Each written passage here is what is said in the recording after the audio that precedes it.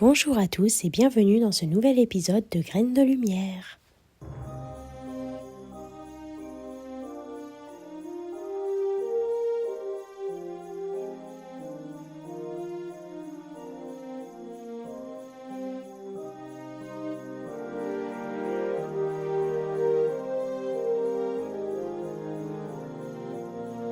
Je suis Élodie, sorcière lunaire, plus trouvable, plus identifiable sous le pseudo de Hello Moon sur TikTok. Aujourd'hui, je vous fais cet épisode seul car je vais parler de mes rituels par rapport à la santé, à la guérison, puisque c'est une saison un peu particulière où pas mal de personnes tombent malades. On a tous autour de nous les premiers rhumes, les premières grippes. Donc voilà, je me suis dit que j'allais donner mes petites astuces. Alors il faut savoir que dans tous mes rituels, j'utilise en avant-plan l'herboristerie. L'herboristerie, c'est quoi? C'est utiliser ce que l'on sait des bienfaits des plantes et des fleurs pour nous aider à aller vers l'objectif que l'on tend. Donc là, évidemment, l'objectif que l'on tend, ça va être une guérison. Pour commencer, les petites astuces en cette période, j'allais dire hivernale, mais on n'est pas encore officiellement en hiver. Mais voilà, en cette période de petites maladies, je vais commencer par les difficultés respiratoires. Si vous êtes pris, que vous avez du mal à respirer, la menthe poivrée est votre amie. Vous pouvez l'utiliser en inhalation. Vous pouvez mettre quelques gouttes d'huile essentielle dans un petit fond d'eau.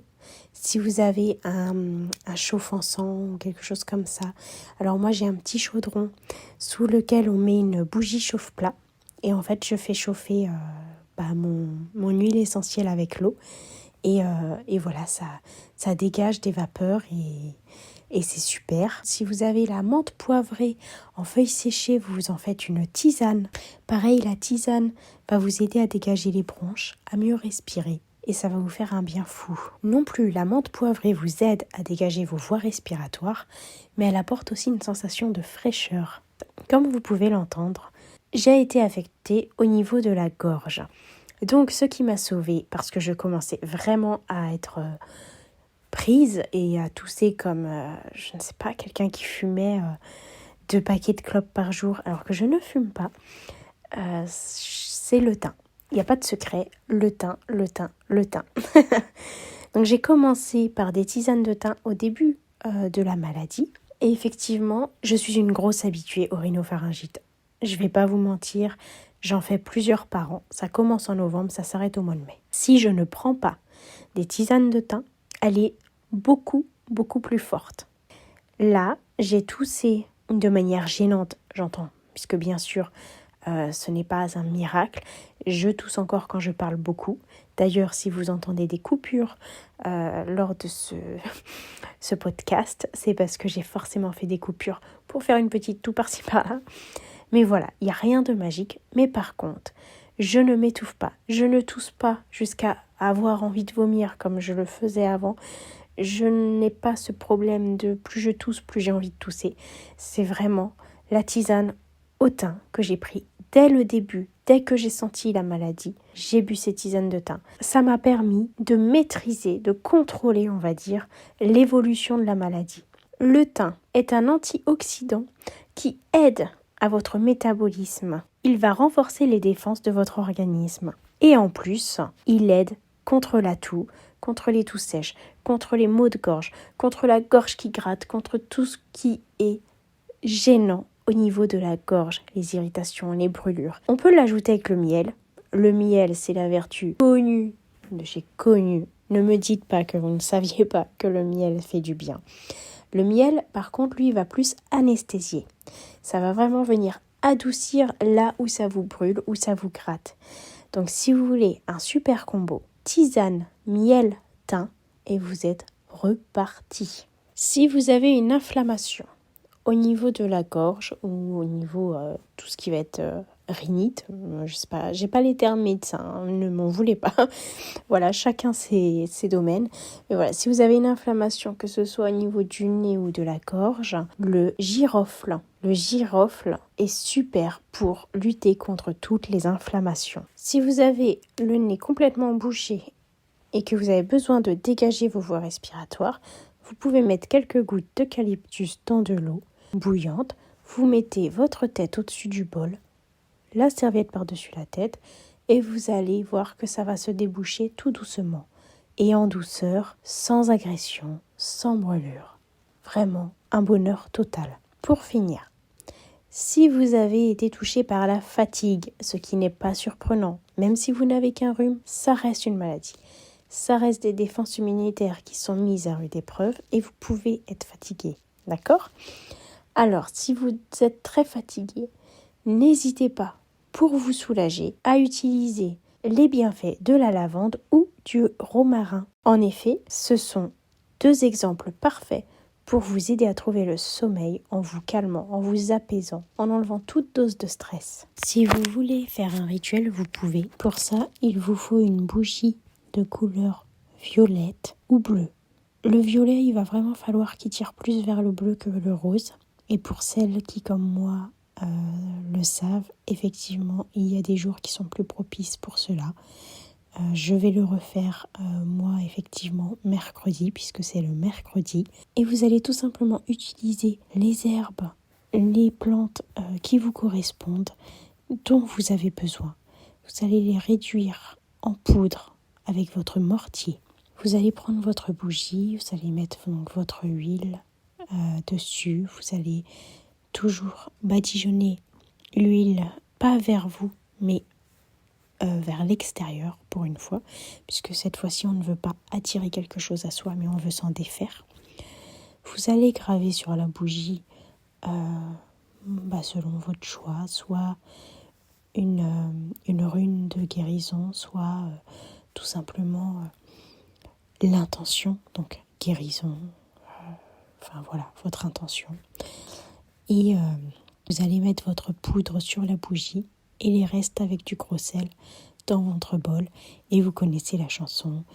Vous allumez la bougie de rituel. C'est une toute petite bougie de rituel. Elle se consume. Vous restez à côté jusqu'à la fin. Et voilà, et vous dites vos intentions à voix haute. Vous pouvez aussi les écrire et les brûler. Il y a tellement de façons de faire en fait que je ne suis pas là pour vous donner une façon de faire à respecter à la lettre.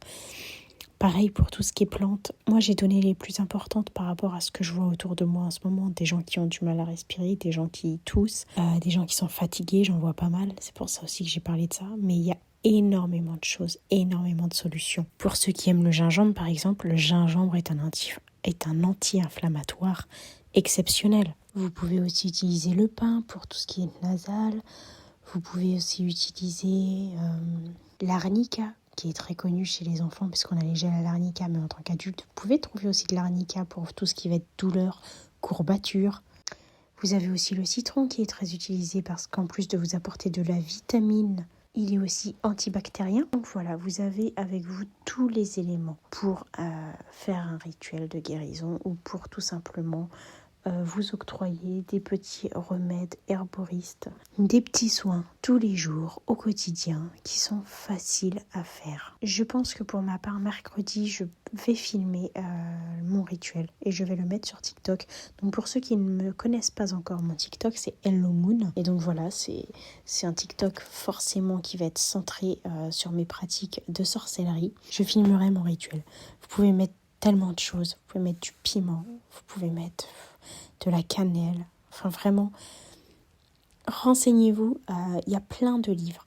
Aujourd'hui, je veux dire, si vous voulez avoir les bases, les notions du bien-être, sans parler forcément de sorcellerie, puisque c'est vrai que les podcasts, quand je les fais avec Aurélie, c'est moins centré sur la sorcellerie, puisqu'Aurélie est thérapeute holistique. Là, c'est vraiment un petit épisode assez court sur mes pratiques à moi. C'est très important de connaître les vertus, les bienfaits de ce qui nous entoure, de ce qui est accessible en plus. Vous pouvez acheter des livres qui expliquent, il y en a plein, même moi, j'en ai des dizaines à la maison. Il en existe des milliers en fait, sur des abécédaires de plantes, ou alors les bienfaits des plantes. Il y a aussi des sortes de grimoires qui s'appellent la magie verte.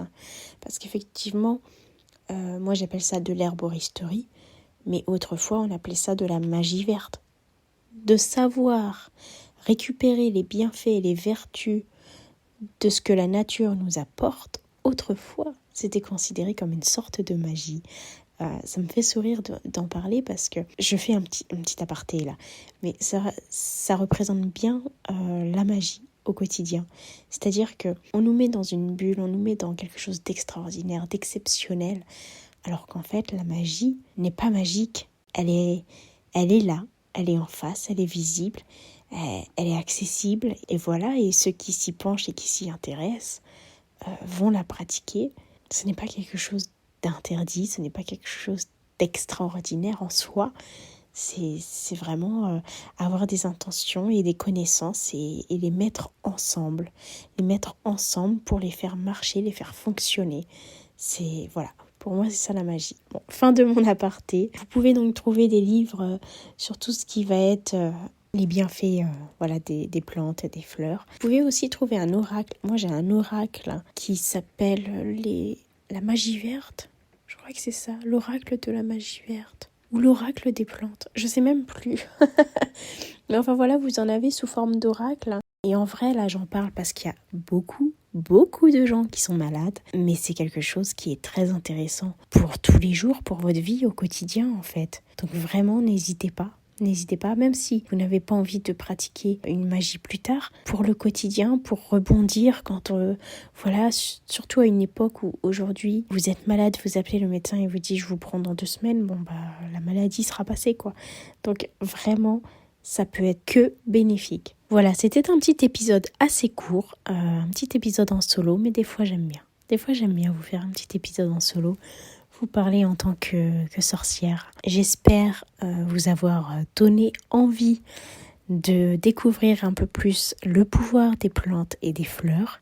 J'espère que je vous ai aussi donné des astuces si vous êtes actuellement un peu malade et que je peux vous soulager avec mes 2-3 conseils. En tout cas, protégez-vous bien en cette saison particulière où on passe de la neige à 11-12 degrés par la suite. Et voilà, et c'est bientôt le mois de décembre. On va bientôt rentrer en hiver et évidemment, je vais vous faire un épisode spécial Yule. Je suis née à Yule. Yule est vraiment mon tatouage de naissance. C'est vraiment l'empreinte qui est sur moi. Je suis arrivée bien en avance et c'est sous le solstice d'hiver que je suis née. Donc voilà, c'est un épisode qui va être très particulier pour moi et c'est une saison aussi que j'adore, que je trouve magnifique. Non pas parce que c'est Noël, je vous vois venir, les grands enfants. Non, vraiment, l'hiver est une période qui est quand même assez particulière puisque les jours sont les plus courts, la nature, les animaux hibernent, mais elle a ce côté vraiment majestueux, imposant. Son manteau de froid, je sais pas, je pourrais pas l'expliquer, elle est forte en magie cette période. Et voilà, donc j'ai hâte de vous faire un épisode sur le solstice d'hiver que nous célébrons en tant que païens par Yule. En attendant, je vous souhaite à tous déjà une très bonne santé et puis de passer de belles journées. Et je vous dis à bientôt.